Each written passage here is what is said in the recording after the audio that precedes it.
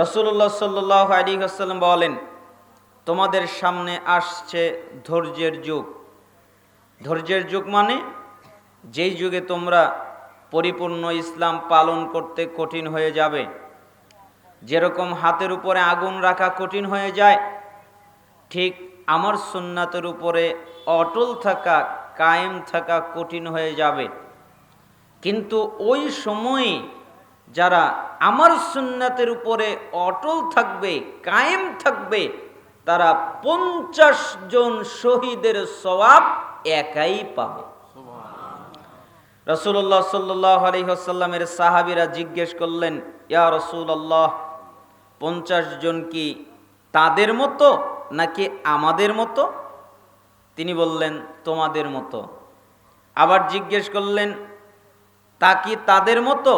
তিনি বললেন, সাহাবীরা শোনো, তোমাদের 50 জন শহীদ হয়ে যেই সওয়াবটা পাবে, যারা আমার সুন্নতের উপরে অটল থাকবে, কায়েম থাকবে, তারা তোমাদের 50 জনের সওয়াব একাই পাবে।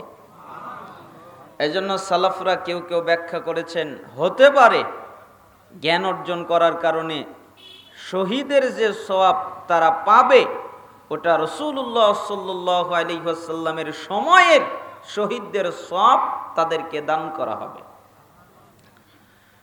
রাসূল সাল্লাল্লাহু আলাইহি ওয়াসাল্লাম বলেন, তাবারানী আল মুজামুল কাবির 639 নম্বর হাদিস কোন নুসখায়, 641 নম্বর হাদিস কোন নুসখায় রাসূল সাল্লাল্লাহু আলাইহি ওয়াসাল্লাম বলেন, কেউ যদি 3টা কাজ করে, এক, বসে ইসলামী আলোচনায়, ইসলামী জালসায় তারা বসে থাকে, 2, মনোযোগ দিয়ে আলোচনা শোনে। মনোযোগ মানে বাদাম খায় না, বুট খায় না, কালাই খায় না, চা খায় না, পানি খায় না, পান খায় না, আরও যত খাবার আছে কোনো কিছু খায় না। মনোযোগী হয়ে কোরআন জানে, হাদিস জানে, ইলম অর্জন করে মনোযোগ দিয়ে। 3, যতক্ষণ পর্যন্ত আলোচনা শেষ না হয় ততক্ষণ পর্যন্ত তারা বসে থাকে, এরপরে শেষ বৈঠকের দোয়া পড়ে উঠে যায়। আল্লাহ তাআলা বলেন, মুহাম্মদ জি আপনি বলেন। কি বলবো? তাদেরকে বলেন, কদ গফরাল্লাহু লাকুম যুনুবাকুম, তোমাদের অতীত জীবনের যত পাপ আছে আমি আল্লাহ মাফ করে দিয়েছি। তোমরা যত গুনাহ করেছো, যত অন্যায় করেছো, যত অপরাধ করেছো, আমি সবগুলোকে মাফ করে দিয়েছি। আল্লাহ মাফ করতে পারে না? আল্লাহর দয়াটা কত বিশাল! আল্লাহ সুবহানাহু ওয়া তাআলার, আমি মাঝে মধ্যে হাদিস পড়লে আশ্চর্য হই, কেমন চমৎকার আল্লাহ সুবহানাহু ওয়া তাআলার মান বন্টন। তিনি বলছেন, কেউ যদি একটা নেকির কাজের ইচ্ছা করে, যেমন ইচ্ছা করলো আমি অজু করব, অজু কিন্তু করে নাই, খালি নিয়ত করেছে, তাহলে 1 নেকি। কয় নেকি? 1 নেকি। কেন?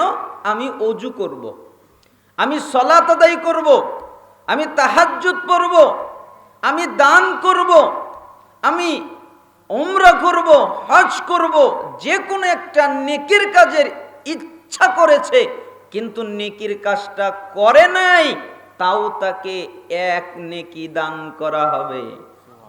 আর যদি ওই নেকির কাজটা করে, তাহলে 10 গুণ অথবা 10 থেকে 700 গুণ পর্যন্ত আল্লাহ সুবহানাহু ওয়া তাআলা তার নেকিটা বাড়িয়ে দিবেন। আর অন্যদিকে কেউ যদি একটা পাপ গুনাহ করার ইচ্ছা করে, যে আমি জিনা করব, আমি সুদ খাবো, আমি ঘুষ খাবো, তখন মালাকরা বলেন, আল্লাহ জি কি লিখবো? আল্লাহ তাআলা বলেন, ও তো এখনো গুনাহ করে নাই, তা লেখার প্রয়োজন নাই, ও তো গুনাহ করে নাই, তাই তোমরা লিখো না। যখন গুনাহটা করে ফেলে তখন মালাকরা বলেন, আল্লাহ এখন তো গুনাহ করেছে, কি লিখবো? তখন আল্লাহ তাআলা বলেন, গুনাহ যেহেতু করেই ফেলেছে, তাহলে 1টা গুনাহ লেখো। কয়টা গুনাহ? 1টা। আর যদি গুনাহ না করে, তখন আল্লাহ তাআলা বলেন, যেহেতু গুনাহ করে নাই, ইচ্ছা করেছিল যে আমি গুনাহ করব, কিন্তু গুনাহ নেকি দান করো। তাহলে আল্লাহ সুবহানাহু ওয়া তাআলার দয়া কত বিশাল। তাই তিনি বলছেন, যারা ইসলামিক আলোচনায় বসে, মনোযোগ দিয়ে আলোচনা শোনে, শেষ পর্যন্ত থাকে, আল্লাহ তাআলা তাদের যত পাপ আছে, গুনাহ আছে, অন্যায় আছে, সবগুলোকে মাফ করে দেন। হে মুহাম্মদ, জি আপনি আরো বলেন। কি বলবো? আপনি বলেন, ওয়াবুদ্দিলাত সাইয়্যাতিকুম হাসানাত, আমি তাদের পাপকে, আমি তাদের গুনাহকে, আমি তাদের অপরাধকে নেকি বানিয়ে দিয়েছি। পাপ নেকি, গুনাহ নেকি, অপরাধ নেকি। কেন? আমি তাদের পাপও ক্ষমা করেছি, আবার পাপকেও নেকি বানিয়েছি। কেন? ইসলামিক আলোচনায় বসেছে, মনোযোগ দিয়ে আলোচনা শুনেছে, শেষ পর্যন্ত থেকেছে, তাই তাদের পাপকে আমি ক্ষমা করেছি, আর পাপকে আমি আল্লাহ নেকি বানিয়ে দিয়েছি। আপনারা এই ফজিলত চান না? চান না? চান সবাই? আল্লাহ সুবহানাহু ওয়া তাআলা আপনাদের প্রত্যেককে কবুল করুন। আমি আপনাদের সামনে হাদিস থেকে কিছু হাদিস অনুবাদ করব এবং সালাফদের কয়েকটি বাণী আপনাদের সামনে উল্লেখ করব। সালাফদের বাণী কেন বলা যায়? আল্লাহ তাআলা সূরা নিসা 115 নম্বর আয়াতে অনুমতি দিয়েছেন, ওমাইয়ুশাকিকির রাসূলা মিন বাদি মা তাবায়্যানা লাহুল হুদা ওয়া ইয়াত্তাবি গায়রা সাবিলিল মুমিনিন। যে ব্যক্তি রাসূলের পথ স্পষ্ট হয়ে যাওয়ার পরে জানতে পারল এটা রাসূলের পথ, এটা সঠিক পথ, এটা জান্নাতের পথ, এটা স্পষ্ট হয়ে যাওয়ার পরে যে ব্যক্তি রাসূলের বিরুদ্ধাচরণ করে এবং মুমিনরা যে রাস্তায় চলেছে তার উল্টা চলে, আল্লাহ তাআলা বলেন সে যেদিকে যেতে চায় আমি সেদিকে পাঠিয়ে দেই আর তাকে পুরস্কার দেই, তা হলো জাহান্নাম। তা কতই না লাঞ্ছনাদায়ক, যন্ত্রণাদায়ক। তার মানে এই আয়াত থেকে বোঝা যায় সালাফদের বাণী, সালাফদের কথা যদি কোরআন এবং সুন্নাহর সাথে মিলে যায় তাহলে তা বলা অনুমতি আছে, এতে কোনো অসুবিধা নেই। ইব্রাহিম ইবনে আদহাম রাহিমাহুল্লাহর চমৎকার একটা কথা আছে, আমি মাঝে মধ্যে পড়ি আর আশ্চর্য হই, এত চমৎকার কথা তিনি কিভাবে বলতে পারেন। আসলে তারা অনেক জ্ঞানী মানুষ। ইব্রাহিম ইবনে আদহাম রাহিমাহুল্লাহ তিনি বলেন, একদিন আমার কাছে একটা লোক আসলো, এরপরে এসে আমাকে জিজ্ঞেস করলো, হে আল্লাহর জ্ঞানী বান্দা, হে আলেম, আপনি তো অনেক জ্ঞান রাখেন কোরআন এবং সুন্নাহর, আপনি কি আমাকে একটা কথা বলতে পারবেন? আচ্ছা বলো, কি বলবো? আল্লাহ বলেছেন তোমরা আমাকে ডাকো, আমি তোমাদের ডাকে সাড়া দিব। বলে নাই? জোরে বলেন, এ কথা আল্লাহ বলেছে না বলে নাই? তোমরা আমাকে ডাকো, আমি তোমাদের ডাকে সাড়া দিব।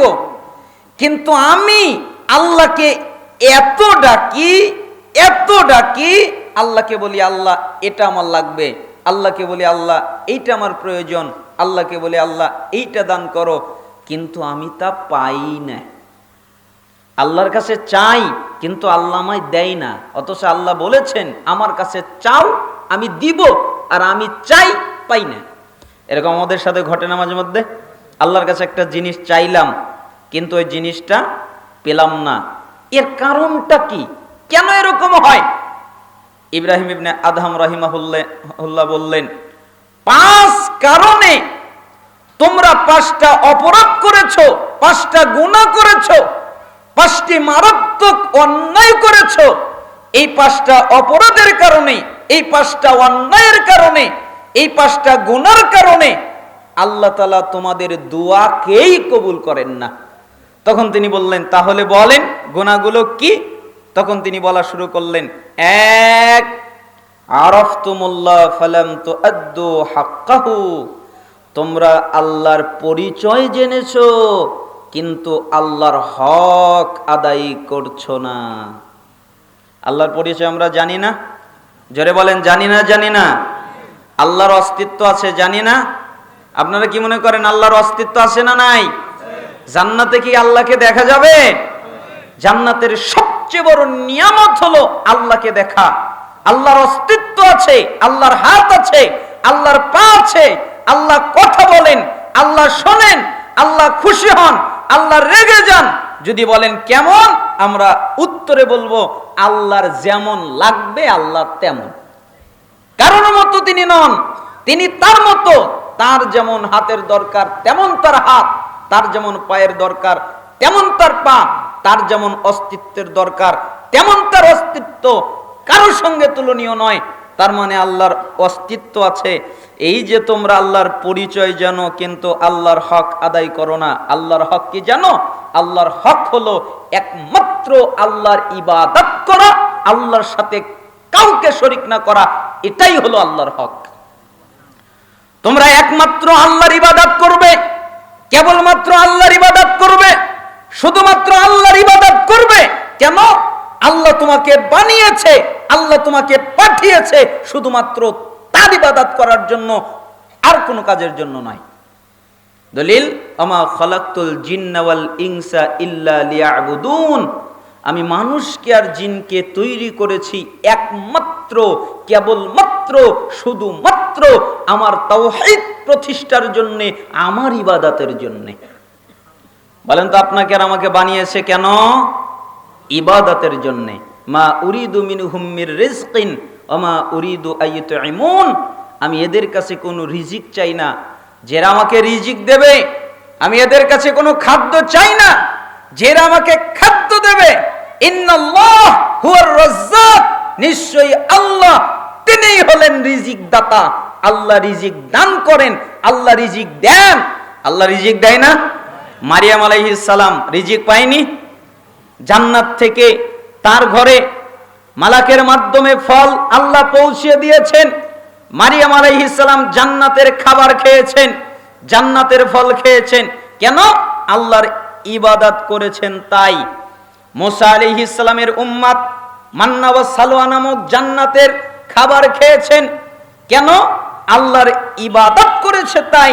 যখন তার আল্লাহর ইবাদতে কারসুবি করা শুরু করে দিল, তখন জান্নাতে খাবার বন্ধ হয়ে গেল। আদম আলাইহিস সালাম জান্নাতের খাবার পেয়েছেন, জান্নাতে বসবাস করতে পেরেছেন, জান্নাতের পোশাক পেয়েছেন।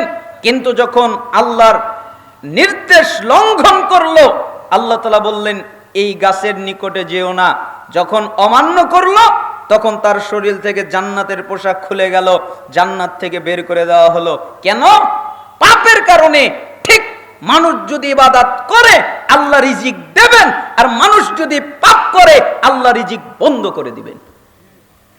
এজন্যই সালাফ বলছেন তোমরা আল্লাহর পরিচয় জানো ঠিকই, কিন্তু আল্লাহর হক আদায় করো না।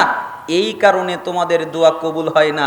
আল্লাহর হক মানে একমাত্র আল্লাহর ইবাদত করা, তার সাথে কাউকে শরীক না করা। মনে থাকবে? 2, আকারাতুমুল কোরআন ফালাম তা'মালু বিমা ফীহ। তোমরা কোরআনুল কারীম পাঠ করো, কোরআনুল কারীম তেলাওয়াত করো, পাঠ করো ঠিকই, তেলাওয়াত করো ঠিকই, কিন্তু এই কোরআন অনুযায়ী তোমরা নিজেরা চলো না। ঠিক না? পাঠ করে, পড়ে, তেলাওয়াত করে, কিন্তু এই অনুযায়ী যে চলতে হয় এইটা নাই। আর আমাদের সমাজ তো আশ্চর্যজনক একটা সমাজ। কেন? এই সমাজে কত হাফেজ আছে, কোরআনকে সিনার মধ্যে ধারণ করেছে, কিন্তু এই কোরআন বুঝতে যে হয়, এই কোরআন অনুযায়ী যে আমল করতে হয়, এই কোরআন অনুযায়ী যে জীবন পরিচালিত করতে হয়, এইটা এখনো অনেকে বোঝে নাই, তাই না? এজন্য কোরআন তেলাওয়াত হয়, কোরআন খতম হয়, কিন্তু কোরআন বুঝে অনুধাবন করে আমল করার জন্য কোরআন তেলাওয়াত হয় না। এজন্যই তো আল্লাহ তাআলা সূরা তাহার 124, 125, 126 নম্বর আয়াতে উল্লেখ করেছেন, ওয়ামান আ'রাদা আন যিকরি ফাইন্না লাহু মাঈশাতান দানকা ওয়া নাহশুরুহু ইয়াওমাল কিয়ামাতি আ'মা। আল্লাহ তাআলা বলেন, যে ব্যক্তি আমার জিকির থেকে মুখ ফিরিয়ে নেবে, আমার কিতাব বুঝবে না, আমার কোরআন বুঝার চেষ্টা করবে না, আমার কিতাব বুঝবে না, আমি তার জীবন জীবিকাকে করে দিব সংকীর্ণ। দুনিয়ায় তার জীবন জীবিকা হয়ে যাবে সংকীর্ণ, কবরস্থানে তার জীবন জীবিকা হয়ে যাবে সংকীর্ণ, আখিরাতে তার জীবন জীবিকা হয়ে যাবে সংকীর্ণ। আর আমি যখন তাকে উঠাবো, অন্ধ করে উঠাবো, চোখ দিয়ে কিছু দেখতে পারবে না, চোখ আছে কিন্তু চোখ দিয়ে কিছু দেখতে পারবে না, সব অন্ধকার দেখবে।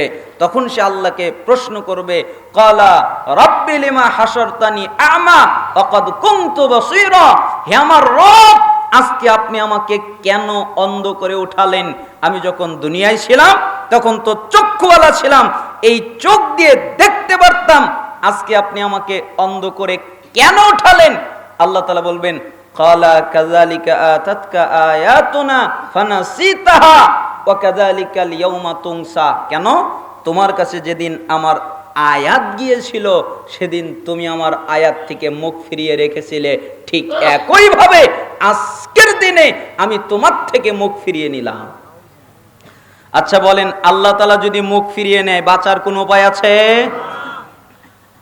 শুধু তাই নয়, আল্লাহ তাআলা সূরা যুখরুফের ৩৬ নম্বর আয়াতে বলেন, ওয়া মান ইয়াশু আন যিকরির রহমান নুকাইয়িদ লাহু শাইতানা ফাহুয়া লাহু করিন। যেই ব্যক্তি আমার এই স্মরণ থেকে মুখ ফেরাবে, আমার কিতাব বুঝার চেষ্টা করবে না, আমার কিতাব জানার চেষ্টা করবে না, আমি তার সাথে একটা শয়তানকে নিয়োজিত করে দেব, একটা শয়তান লাগিয়ে দেব, ফাহুয়া লাহু করিন, ফলে সে হয়ে যাবে তার সাথী, ফলে সে হয়ে যাবে তার সঙ্গী, বন্ধু। কেন? হয় সে আমার কোরআন বুঝবে, কোরআন অনুযায়ী চলবে, তাহলে তার বন্ধু হবে কোরআন, আর সে যদি আমার কোরআন না বোঝে, কোরআন অনুযায়ী হবে শয়তান। কোরআন মানবে, কোরআন বুঝবে, তার বন্ধু হবে কোরআন, কোরআন বুঝবে না, কোরআন মানবে না, তার বন্ধু হবে শয়তান। আমি শয়তানকে পার্মানেন্ট তার সাথে লাগিয়ে দিব। তাহলে আমরা কি চাই? কোরআন আমাদের বন্ধু হোক না শয়তান বন্ধু হোক? কোরআন। এজন্য আল্লাহ তাআলা সূরা ফুরকানের ৩০ নম্বর আয়াতে বলেন, ওয়াকালা রাসূল, সেদিন রাসূল বলবেন, ইয়া রাব্বি, হে আমার রব, ইন্না কওমি ইত্তাখাযু হাযাল কুরআনা মাহজুরা, আমার এই জাতির লোকেরা কোরআনকে পরিত্যাগ করেছে, পরিত্যাজ্য করেছে, সেজন্য আমি আজকে তাদের বিরুদ্ধে মামলা দায়ের করছি। আল্লাহর নবী সাল্লাল্লাহু আলাইহি ওয়াসাল্লাম শুধু শাফায়াত করবেন এতটুকুই সীমাবদ্ধ নয়, তিনি তার উম্মতের জন্য শাফায়াত করবেন। শাফায়াত তিনি করবেন, কিন্তু শুধু শাফায়াত করবেন এমনটি নয়, তিনি উম্মতের জন্য মামলা দায়ের করবেন, মামলা দিবেন আল্লাহর কাছে। আল্লাহকে বলবেন, হে আমার রব, আমার জাতির লোকেরা, আমার কওমের লোকেরা, আমার গোত্রের লোকেরা, আমার কাছের লোকেরা কোরআনকে পরিত্যাগ করেছে, কোরআনকে পরিত্যাজ্য করেছে, এজন্য আপনার কাছে তাদের বিরুদ্ধে আমি মামলা দায়ের করলাম। কি দিলাম? মামলা। কেন? কোরআন বোঝে নাই তাই। এই আয়াতের ব্যাখ্যা করতে গিয়ে ইমাম ইবনে তাইমিয়া রাহিমাহুল্লাহ বলেন, যারা কোরআন তেলাওয়াত করে না, এরা কোরআন পরিত্যাগকারী, এদের বিরুদ্ধে মামলা হবে। ২, যারা কোরআন তেলাওয়াত করে কিন্তু কোরআন বোঝে না, এদের বিরুদ্ধে মামলা হবে, এরা কোরআন পরিত্যাগকারী। ৩, যারা কোরআন তেলাওয়াত করে, কোরআন বোঝে কিন্তু কোরআন অনুযায়ী আমল করে না, এদের বিরুদ্ধেও মামলা দায়ের করা হবে, এরাও কোরআন পরিত্যাগকারী। তাহলে গ্রহণকারীকে, যে কোরআন তেলাওয়াত করে, কোরআন বোঝে, ওই অনুযায়ী আমল করে, সে হলো কোরআন গ্রহণকারী। আর যারা এর উল্টাটা করে তারা হলো কোরআন পরিত্যাগকারী। ইমাম ইবনে তাইমিয়া রাহিমাহুল্লাহ ওই আয়াতের এই ব্যাখ্যা দিয়ে বলছেন, আর তাদের বিরুদ্ধেই রাসূল মামলা দায়ের করবেন, তারা হলো কোরআন পরিত্যাগকারী। আল্লাহ তাআলা সূরা আহকাফের ৩ নম্বর আয়াতে বলেন, মারাত্মক ভয়ঙ্কর একটি আয়াত, ওয়াল্লাযীনা কাফারু, এবং যারা কাফের। তোমরা কি জানো কাফের কে? রাসূলকে বলছেন, তুমি কি জানো কাফের কে? ওয়াল্লাযীনা কাফারু, এবং যারা কাফের, আম্মা উনজিরু মুরিদুন, তাদেরকে যে বিষয়ে সতর্ক করা হয়েছে আল্লাহ যা নাজিল করেছে, আল্লাহ তাদেরকে যা বুঝিয়েছে, এইগুলো থেকে যারা বিমুখ, যারা মুখ ফিরিয়ে আছে, এটা বুঝার চেষ্টা করে না, এটা জানার চেষ্টা করে না, এটা বুঝবার চেষ্টা করে না, এটা জানবার চেষ্টা করে না যে আল্লাহ কি নাজিল করেছে, আল্লাহ কি বুঝিয়েছে, তারা কাফের। আচ্ছা, আমি বললাম না আল্লাহ বললেন আল্লাযীনা কাফারু, এর চেয়ে স্পষ্ট কথা আর হতে পারে? এত চমৎকার ভাবে বললেন, তাই আমি আপনাকে বোঝাতে চাইলাম কোরআনকে বুঝবেন, কোরআন অনুধাবন করবেন। মাদ্রাসায় কোরআন বোঝানো হয়, অনুধাবন করা হয়, এরকম মাদ্রাসা খুব অল্প, তবে আছে অনেক মাদ্রাসা যেখানে কোরআন অনুধাবন করানো হয়, তবে তার সংখ্যা খুব কম। এজন্য আপনাদেরকে বলবো আপনারা সহযোগিতা করবেন এই মাদ্রাসায় যেন আল্লাহ সুবহানাহু ওয়া তাআলা প্রত্যেকটি ছাত্রীকে কোরআন অনুধাবন করার তৌফিক দান করেন। তার মানে এজন্যই সালাফ বললেন তোমরা কোরআনুল কারীম পাঠ করো ঠিকই, কিন্তু ওই অনুযায়ী তোমরা চলো না। অকুলতুম নুহিব্বুর রাসূল সাল্লাল্লাহু আলাইহি ওয়াসাল্লাম ওয়া তারাকতুম সুন্নাতাহু।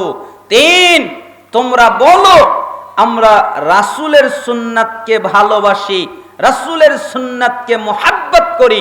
আচ্ছা, আপনারা কি মনে করেন ভালোবাসেন না বাসেন না? বাসেন।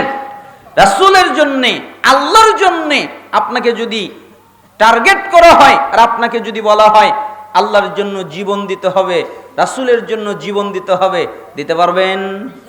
ভালো করে বলেন, দিতে পারবেন? এখানে কিন্তু অনেকের দেখা যাচ্ছে দাড়ি নাই, তার মানে বোঝা যাচ্ছে আল্লাহর জন্য জীবন দিতে পারবে, মরতে পারবে, খালি দাড়িটাই রাখতে পারে নাই, তাই না? কই ওটা আমার কাজ না। কেন? আমি যদি দাড়ি রাখি তাহলে বউ আমাকে অনেকগুলো কথা বলে, আমি আপনাকে উপদেশ করছি, নসিহত করছি, আপনি আপনার বউকে বুঝান, প্রয়োজনে বউকে ত্যাগ করেন, দাড়িকে কখনো ত্যাগ করবেন না।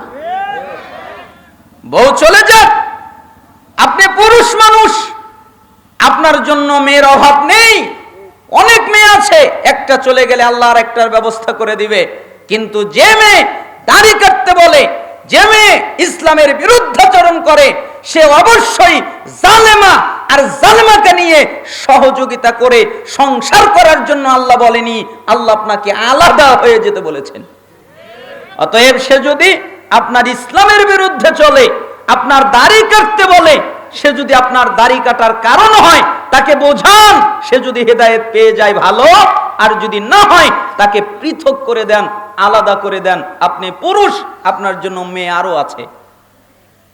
আপনি আবার বলিয়েন না যে আমি পুরুষ না, ও মনে হয় একাই আমার জন্য মনে হয় আর কেউ নাই, এরকম বুঝিয়েন না, তাহলে উল্টা হয়ে যাবে। এজন্য সালাফ বললেন তোমরা রাসূলকে ভালোবাসো এ কথা দাবি করো, কিন্তু রাসূলের সুন্নাত অনুযায়ী তোমরা নিজেরা চলো না। সুন্নাত অনুযায়ী চলে না, সুন্নাত অনুযায়ী চলা হয় না। যেই সুন্নাত তিনি ফলো করতে বলেন ওই অনুযায়ী চলা হয় না, চাল চলন হয় না, কিন্তু জবান দিয়ে বলে আমরা রাসূলের সুন্নাত ফলো করি। রাসূলের সুন্নাত ফলো করলে কি হয়? যত কল্যাণের প্রয়োজন আপনার সবকিছু রাসূলের সুন্নাতের মধ্যে পাওয়া যায়। কিভাবে? আল্লাহ তাআলা বলেছেন সূরা আলে ইমরান 31 নম্বর আয়াত, কুল, হে নবী আপনি বলেন, ইন কুনতুম তুহিব্বুনাল্লাহ ফাত্তাবিউনি ইউহিব্বুকুমুল্লাহ ওয়া ইয়াগফির লাকুম যুনুবাকুম। হে নবী আপনি বলেন, কি বলবো? তাদেরকে বলেন তোমরা যদি দাবি করো আমরা আল্লাহকে ভালোবাসি, আল্লাহকে মুহাব্বত করি, আল্লাহকে ভালোবাসি, এই দাবিদার যদি হও তাহলে বলো ফাত্তাবিউনি, আমার ইত্তেবা করো, আমার অনুসরণ করো, ইউহিব্বুকুমুল্লাহ, তাহলে আল্লাহ তোমাদের ভালোবাসবেন, ওয়াগফির লাকুম যুনুবাকুম, এবং তোমাদের যত পাপ আছে আল্লাহ সবগুলোকে মাফ করে দিবেন। তার মানে আপনি যদি রাসূলের আনুগত্য করেন, আপনি যদি রাসূলের ইত্তেবা করেন, আপনি যদি রাসূলের অনুসরণ করেন, তাহলে আল্লাহর ভালোবাসাও পেলেন এবং আপনি পাপ থেকে মাফ পেয়ে গেলেন। আল্লাহ তাআলা আপনাদের ব্যাপারে আরো বলেন সূরা নূর 52 নম্বর আয়াত, ওয়া মা ইউতিউল্লাহ ওয়া রাসূলাহু ওয়া ইয়াখশাল্লাহ ওয়া ইয়াত্তাকি ফাউলাইকা হুমুল ফাইজুন। যারা আল্লাহর আনুগত্য করে, যারা রাসূলের আনুগত্য করে, যারা আল্লাহকে মেনে চলে, যারা রাসূলকে মেনে চলে, আল্লাহকে ভয় করে, তাকওয়া অবলম্বন করে। তাকওয়া মানে যত পাপ আছে সবগুলো থেকে নিজেকে বাঁচায়, সে হলো মুত্তাকি। তাকওয়া অবলম্বন করে, ফাউলাইকা হুমুল ফাইজুন, এরাই হলো সফল কাম। আর সালাফরা বলছেন সফলতা মানে জান্নাত, এরা হলো জান্নাতি। আল্লাহ তাআলা সূরা আরাফের 158 নম্বর আয়াতে বলেন, ফাআমিনু বিল্লাহি ওয়া রাসূলিহিন নাবিয়্যিল উম্মি আল্লাযী ইউমিনু বিল্লাহি ওয়া কালিমাতিহি ওয়াত্তাবিউহু লাআল্লাকুম তাহতাদুন। তোমরা ঈমান আনো আল্লাহর প্রতি এবং আল্লাহর বার্তাবাহক উম্মি নবীর প্রতি, যে নবী আল্লাহর প্রতি ঈমান এনেছেন, আল্লাহ যে কিতাব নাজিল করেছেন ওই কিতাবের প্রতি ঈমান এনেছেন। তোমরা ওই নবীর আনুগত্য করো, ওই নবীর ইত্তেবা করো, ওই নবীর অনুসরণ করো, লাআল্লাকুম তাহতাদুন, তাহলে তোমরা হিদায়াত প্রাপ্ত হবে। বলেন তো রাসূলের আনুগত্য করলে কি পাওয়া যায়? হিদায়াত পাওয়া যায়। তার মানে আল্লাহ তাআলা আপনাকে হিদায়াত দান করবেন আপনি যদি রাসূলের আনুগত্য করেন, রাসূলের অনুসরণ করেন। তার মানে রাসূলের অনুসরণ করার কারণে আপনি চারটা জিনিস পেয়ে যাচ্ছেন। এক, আল্লাহর ভালোবাসা।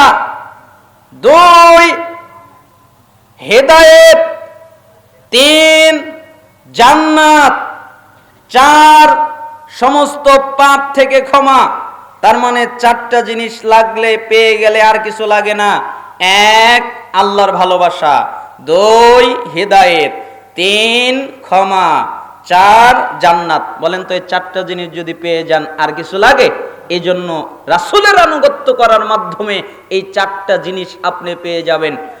আবু হুরায়রা রাদিয়াল্লাহু আনহু তিনি বলেন, সহিহ বুখারীর 7280 নম্বর হাদিস, রাসূলুল্লাহ সাল্লাল্লাহু আলাইহি ওয়াসাল্লাম বলেছেন, কুল্লু উম্মতি ইয়াদখুলুনাল জান্নাহ ইল্লা মান আবা। আমার যত উম্মত আছে সবাই জান্নাতে যাবে, কেউ বাকি থাকবে না। আমার উম্মতেরা জান্নাতে যাবে, বাকি থাকবে না কেউ। তবে তারা জান্নাতে যাবে না যারা আবা করে, অস্বীকার করে। সাহাবায়ে কেরাম জিজ্ঞেস করলেন, ইয়া রাসূলুল্লাহ, কে আবা করলো, অস্বীকার করলো?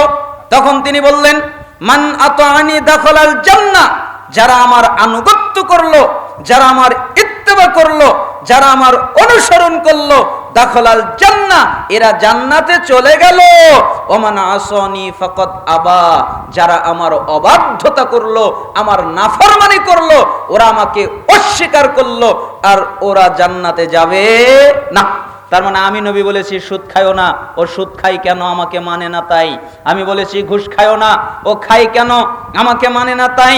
আমি বলেছি নিশাদার দ্রব্য পান করো না, বিড়ি, সিগারেট, গুল, জর্দা, তামাক, ইয়াবা, হেরোইন, ফেন্সিডিল, মদ, আরো যত নিশাদার দ্রব্য আছে এগুলো তোমরা পান করো না। ও খাই কেন, আমি নবীকে মানে না তাই। আমি বলেছি জিনা করো না, ও জিনা করে কেন, আমি নবীকে মানি না তাই। আমি যত পাপ ত্যাগ করতে বলেছি ও পাপ ত্যাগ করে না, আমি নবীকে মানি না তাই। অতএব যারা আমার কথা মানে না, ওরা আমাকে অস্বীকার করে, ওরা আবা করে, ওরা জান্নাতে যাবে না। আর যারা আমাকে মানে ওরা জান্নাতে যাবে। এই হাদিস সম্পর্কে একজন বিখ্যাত সালাফ উক্তি উল্লেখ করতে গিয়ে বললেন যে পৃথিবীর মানুষ জবানের মাধ্যমে রাসূলকে মানে। জবানের মাধ্যমে মানে যদি জিজ্ঞেস করা হয় আপনি কি বোঝেন? ইসলামী রাজনীতি বলতে রাসূল যে রাজনীতি করেছেন ওইটা হলো ইসলামী রাজনীতি, তাই না? আপনি যেটা করেন বা আমি যেটা করব আমার মন মতো করলে ওটা ইসলামী রাজনীতি হবে? সালাতের মধ্যে বিদআত নাই, হজের মধ্যে বিদআত নাই, যাকাতের মধ্যে বিদআত নাই, আছে। ঠিক রাজনীতির মধ্যেও বিদআত আছে, সবকিছুর মধ্যেই বিদআত ঢুকে গেছে। অতএব ইসলামী রাজনীতি করতে চাইলে রাসূল যেভাবে করেছেন ওইভাবে করেন। রাসূল সাল্লাল্লাহু আলাইহি সাল্লাম 10-11 বছর তাওহীদের শুধু দাওয়াত দিয়েছেন। তিনি তখন ক্ষমতা চাননি। যখন সমস্ত মানুষ তাওহীদ মেনে নিয়েছে তখন তিনি রাষ্ট্রনায়ক হয়েছেন। ঠিক আপনিও তাই করেন, দাওয়াতি কাজ করে মানুষের তাওহীদকে ঠিক করেন। আর আপনি কি করতেছেন? ভোট পদ্ধতিতে যেটা গণতন্ত্র, কুফরি মতবাদ, শিরকি মতবাদ, ওই মতবাদে আপনি প্রতিষ্ঠিত হয়ে আপনি কাফের হবেন, তারপর ইসলাম কায়েম করবেন, এটা হয় নাকি? কোন ব্যক্তি মৃত্যুর পূর্বে মুহূর্তে কালেমা পড়তে পারে, সে কি জান্নাতি হবে? এরকম হাদিস পাওয়া যায়। দেশে এত স্কলার, বক্তা, কিন্তু আমরা তাদের আলোচনা বুঝতে পারি না কেন? আপনারা স্কলার বলতে কাকে বোঝেন? আপনারা জ্ঞানী বলতে কাকে বোঝেন? বলেন তো, পৃথিবীর সবচেয়ে জ্ঞানী কে? আল্লাহ সুবহানাহু ওয়া তাআলা। মানুষের মধ্যে সবচেয়ে জ্ঞানী কে? আদম আলাইহিস সালামকে আল্লাহ জ্ঞান দিয়েছিলেন, তাই না? সবকিছু তো আমরা জানি। কোরআন যার উপরে নাজিল হয়েছে তিনি হচ্ছেন মানব জাতির মধ্যে জ্ঞানী। তো রাসূলের চাইতে আমাদের দেশের আলেমরা বেশি জ্ঞানী না কম জ্ঞানী? কম জ্ঞানী না? তাহলে রাসূলের কথা বোঝেন না? বোঝেন না? আরো জোরে বলেন, বোঝেন না? বোঝেন না? আর আমাদের কিছু কিছু স্কলারের কথা আছে, মানে বুঝতে অসুবিধা হয়ে যায়, কি বলল। এজন্যই সালাফরা বলেছেন, যার এলেম যত বেশি হবে তার কথা মানুষ তত সহজে বুঝবে, আর যার এলেম যত কম হবে তার কথা মানুষ গুলাইয়া ফেলবে, কিছুই বুঝবে না, খালি কানের উপর দিয়ে যাবে, কি বলল। কথা বুঝতে পেরেছেন? এলেম বাড়লে কথা সহজ হয়, আল্লাহ তাকে সহজ করার তৌফিক দান করেন। আপনার জ্ঞান আছে মানে আপনি সহজে মানুষকে বোঝাতে পারবেন, আর আপনার জ্ঞান নাই মানে আপনি সহজে মানুষকে বোঝাতে পারবেন না। এজন্য রাসূলুল্লাহ সাল্লাল্লাহু আলাইহি সাল্লাম সবচেয়ে উত্তম মানুষ, জ্ঞানী মানুষ, তাই তার কথা সবচেয়ে সহজ। ঠিক যারা জ্ঞানী হবে তাদের কথা সহজ হবে। আল্লাহকে চেনার উপায় কি? আল্লাহকে চেনার জন্য তাওহীদের কিতাবাদি আপনাকে পড়তে হবে। উসুলুল ঈমান এই কিতাবটা পড়বেন, তারপরে আল ইরশাদ এই কিতাবটা পড়বেন, কিতাবুত তাওহীদ এই কিতাবটা পড়বেন, আর বিশেষ করে সালাসাতুল উসুল একটা ছোট্ট কিতাব, 3টি মূলনীতি, এই কিতাবটা পড়বেন, তাহলে আল্লাহর পরিচয় ভালো করে পেয়ে যাবেন। আসসালামু আলাইকুম শাইখ। ওয়ালাইকুম আসসালাম। স্বামী স্ত্রীর কথা শোনে না, এর ভয়াবহতা প্রতিকার কি? স্বামী কথা যদি স্ত্রী না শোনে, তার যতগুলো ক্ষতি হয় তার মধ্যে একটা মারাত্মক ক্ষতি হলো সে আল্লাহর কাছে যে ইবাদতই করুক ওই ইবাদত কবুল হবে না, আর তার অবস্থান হবে জাহান্নাম। আরো অনেক ক্ষতি আছে, আমি 2টা মারাত্মক ক্ষতি বললাম। আসসালামু আলাইকুম শাইখ। ওয়ালাইকুম আসসালাম। অনলাইনে বক্তব্য শোনার ক্ষেত্রে কাদের থেকে জ্ঞান নিব? অবশ্যই যারা কোরআন এবং হাদিস থেকে কথা বলেন, রেফারেন্স ভিত্তিক সত্য কথা বলেন, তার থেকে নিবেন। এবার আপনি যদি বলেন কে সত্য আমি তা বুঝবো কিভাবে? এজন্যই তো আপনাকে পড়তে হবে। এজন্য আপনাকে কি করতে হবে? পড়তে হবে। আচ্ছা বলেন তো 2 আর 2 কয়? 2 আর 2 আমি যদি বলি 6 হবে, আমি যদি বলি 8 হবে, আমি যদি বলি 22 হবে, তাহলে 2 আর 2 4 কিভাবে বুঝলেন? অঙ্ক জানেন তাই বুঝলেন। ঠিক আপনি যদি কোরআন জানেন হয়তো মুফতি হতে পারবেন না, হাদিস জানেন হয়তো মুহাদ্দিস হতে পারবেন না, কিন্তু যদি কোরআন বোঝেন, হাদিস বোঝেন, তাহলে আল্লাহ সুবহানাহু ওয়া তাআলা আপনাকে ওই তৌফিক দান করবেন, কে হক আলেম ওটা বের করার তৌফিক আল্লাহ আপনাকে দান করবেন। বেদাতি বক্তার আলোচনা শোনা যাবে কি? কখনোই না, তাহলে আপনার অন্তর বাঁকা হয়ে যাবে। কেউ একবার তালাক বললে কি তালাক হয়ে যাবে? একবার তালাক বললে 1 তালাক হয়ে যাবে। কবর জিয়ারতের সুন্নাহ পদ্ধতি বলবেন। কবর জিয়ারতের সুন্নাহ পদ্ধতি হচ্ছে কবরের সাথে দেখা করবে। জিয়ারত মানে দেখা করা। আপনি কবরে যাবেন, একটু কান্নাকাটি করবেন, নিজের কথা স্মরণ করবেন, ইস আমাকেও তো এই কবরে যেতে হবে, কবরবাসীর জন্য আপনি আমভাবে দোয়া করবেন। 3 বার সূরা ফাতিহা পড়া লাগবে, 7 বার এটা পড়তে হবে, 9 বার ওটা পড়তে হবে, এগুলো সব বিদআত। আপনি নিজের ইচ্ছা মতো দোয়া করবেন, বাংলায় পারেন বাংলায় পড়বেন, নিজের ভাষায় যা পারেন তাই দোয়া করবেন। নামাজে হাত কোথায় বাঁধবো? বুকে বাঁধবেন, হাতের উপরে হাত রাখবেন। বিশ্ব ইজতেমায় যাওয়া যাবে কি? জি না, ওখানে বিদাতি কর্মকাণ্ড বেশি হয়। কিয়ামতের মাঠে এক বন্ধু আরেক বন্ধুকে জান্নাতে নিয়ে যাবে, এর দলিল কি? আহলে হাদিসরা নাকি সৌদি রিয়াল খায়, মিথ্যা কথা। চুরি করলে ঈমান থাকে না, ঈমান কি মাথার উপর ঘোরে? এর দলিল কি? মিশকাতুল মাসাবিহের মধ্যে ঈমান অধ্যায়ের মধ্যে পড়বেন, কাবিরা গুনাহ অধ্যায়ের মধ্যে পড়বেন, এই হাদিসগুলো রয়েছে। যখন মানুষ চুরি করে তখন তার ঈমান তার থেকে বের হয়ে যায়। তো সাহাবীরা জিজ্ঞেস করলেন কিভাবে? রাসূল সাল্লাল্লাহু আলাইহি ওয়াসাল্লাম বললেন তার ঈমান বের হয়ে গিয়ে তার মাথার উপরে গিয়ে থাকে। যখন সে চুরি করা বাদ দেয় তখন আবার ঈমান তার ভিতরে ঢোকে। হিন্দু বা বিধর্মীদের ঘর ভাড়া দেওয়া যাবে কি? হিন্দু বা বিধর্মীদের ঘর ভাড়া দেওয়া যাবে, তবে তারা যদি ওই ঘরের ভিতরে মূর্তি বিক্রি করে অথবা হারাম পণ্য বিক্রি করে তাহলে তাদেরকে ঘর ভাড়া দেওয়া যাবে না, যদি হারাম কাজ করে। রংপুরের একজন, আচ্ছা যাই হোক, বুঝেছি। আমি আমার মাকে সাধ্যমতো সহযোগিতা করি, ভিক্ষা করতে নিষেধ করি, অতঃপর সে অভিশাপ দেয়, আমার করণীয় কি? আপনি থাকতে আপনার মা ভিক্ষা করবে কেন? কেন ভিক্ষা করবে? ভিক্ষা করার কারণ হচ্ছে আপনি অবশ্যই আপনার মাকে কষ্ট দেন, আপনার মাকে ঠিকমতো খাবার দেন না, খাদ্য দেন না, তাই ভিক্ষা করে। আপনি আপনার মায়ের যত্ন নেন, সেবা করেন, দেখবেন আপনার মা আর ভিক্ষা করবে না। হজ পালন করে এসেছে, 5 ওয়াক্ত সালাত পড়ে, তবে বিড়ি মুখে নিয়ে মুরগি জবাই করে, এই মুরগি কি খাওয়া যাবে? না। সালাত না পড়লে সে তার জবাইকৃত গোশত খাওয়া যাবে না, কিন্তু এ তো নামাজ পড়ে। কি পড়ে? নামাজ পড়ে, কিন্তু একটা পাপ করে, সেই পাপটা হলো নিষেধার দ্রব্য পান করে। কিন্তু নিষেধার দ্রব্য পান করার সাথে মুরগি জবাই করার কোনো সম্পর্ক নাই, খাওয়া যাবে। জনৈক বক্তা বলেছেন, আকীদা শব্দ কোরআন ও হাদিসের কোথাও নেই, ফেক। এই বিষয়ে কিছু বলবেন কি? উনি মিথ্যা কথা বলেছেন। আপনি যে বিশ্বাস করেন না, আপনার যে বিশ্বাসটা, ওই বিশ্বাসটাই আকীদা। আপনার যে বিশ্বাসটা, আকীদা শব্দের অর্থ হলো বাঁধন দেওয়া, বেঁধে ফেলা, দৃঢ় করা। তার মানে আপনি আপনার বিশ্বাসটাকে যার প্রতি বেঁধে ফেললেন, ওটাই হলো আকীদা। আর কোরআনুল কারীমের ভিতরে আকীদার মূল শব্দ আইন কফ দাল এসেছে, হাদিসের মধ্যেও এসেছে। এই জন্য উনি বুঝতে পারেননি, হয়তো মুখ ফুসকে বের হয়ে গেছে।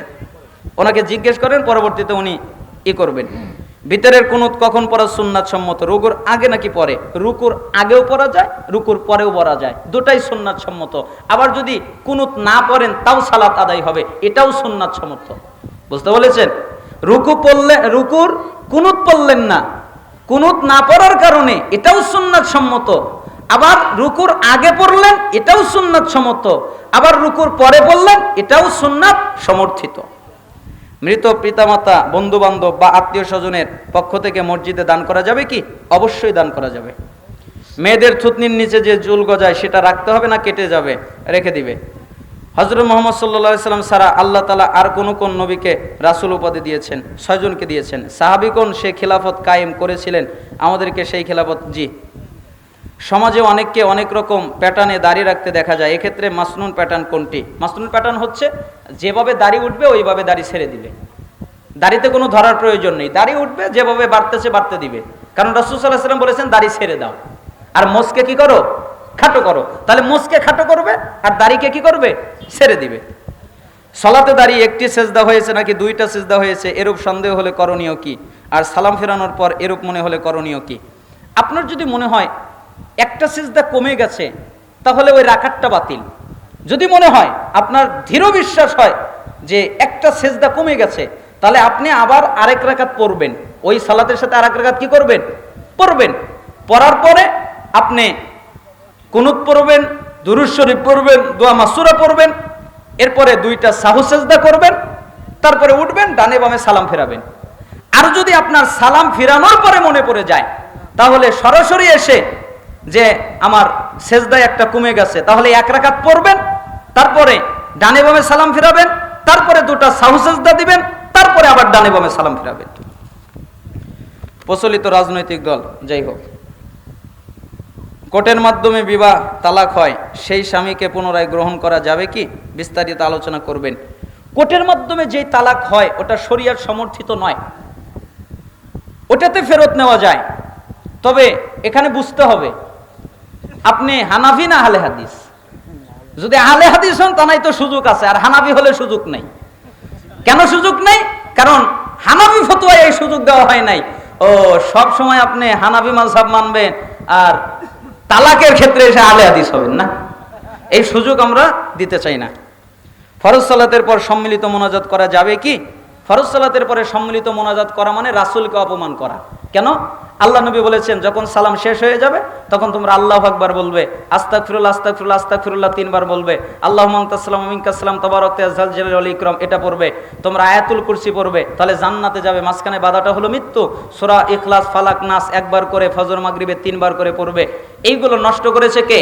সুবহানাল্লাহ 33 বার, আলহামদুলিল্লাহ 33 বার, আল্লাহু আকবার 33 বার, অথবা একবার ওই দোয়া অথবা আল্লাহু আকবার 34 বার 100 বার পূর্ণ করবে, তাহলে তোমার গুনাহ যদি সমুদ্রের ফেনার মতো হয় আল্লাহ তাও ক্ষমা করবেন। বলেন তো এই দোয়া নষ্ট করেছে কে? মুনাজাত।